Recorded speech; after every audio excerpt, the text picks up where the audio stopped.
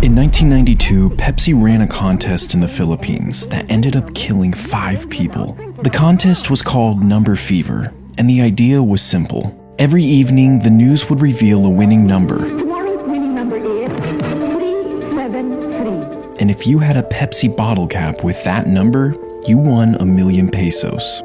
Now, 1,000,000 pesos in 1992 was life-changing for the average Filipino. So this contest became very popular. Will you be the next millionaire? Families would stockpile Pepsi bottle caps in their homes. Many people would root through dumpsters trying to find winning caps. According to Pepsi, half of the country's population was actively participating in the contest. And it was because of this popularity that Pepsi decided to extend Number Fever for an additional 5 weeks. And this is where things went terribly wrong. You see, throughout the contest, Pepsi was in complete control of how many winners there were. They relied on a computer program to seed 2 winning caps into bottling plants. 2 winning caps meant that there could only be 2 winners, and Pepsi would stay within their budget. But something went wrong after they extended the contest. The computer program glitched, causing some numbers to be mixed up. And on May 25th, 1992, at 6 p.m., the Channel 2 Evening News called the winning number 349. And while there were only supposed to be 2 winners, hundreds of thousands of Filipinos began to celebrate. You see, 349 was already designated as a non-winning number, and because of this, bottling plants were free to print that number as much as they wanted. This resulted in over 600,000 349 caps circulating in the Philippines. 349 was such a common cap that many people had more than one. That night, the streets went wild with celebration. They were all rich and could finally stop worrying about money. Hundreds of people rushed to the Pepsi factory with their winning caps. It soon had to be shut down and guarded by police.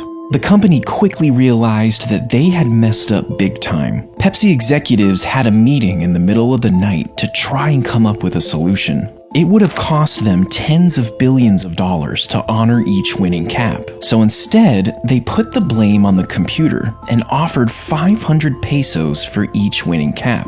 Now, 500 pesos was only around $18. This was 0.05% of the original prize. And while some took them up on this offer, most refused and became even more angry.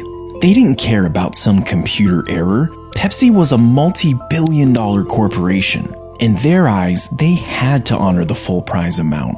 But Pepsi didn't budge, and violent protests and riots broke out, ultimately leaving 5 people dead and dozens injured. 349 winners stormed the Pepsi factories, throwing Molotov cocktails into the windows and bombing Pepsi trucks that drove by. Over the next year, the angry mob took a more organized approach to fight Pepsi. Coalition 349 was a group of winners that took legal action against the company. They elected a local preacher named Del Fierro as their leader. He rounded up over 800 349 winners in an attempt to sue Pepsi for over $400 million. Now, the chaos continued well into 1993, at which point a new twist in the story started circulating. Old newspaper headlines suggested that Pepsi was somehow responsible for bombing their own trucks. These headlines were based on a testimony from a police officer. He alleged that in order to paint Coalition 349 as terrorist and damage their position in court, Pepsi hired mercenaries to infiltrate these groups and cause the riots. More testimonies surfaced of people claiming that Pepsi had paid them to start trouble and cause mayhem. A Pepsi lawyer quickly denied the allegations, and that was basically the end of it. In 1993, the court finally put an arrest warrant out for 9 Pepsi executives. This was a huge win for Coalition 349, but unfortunately, it was one of their only.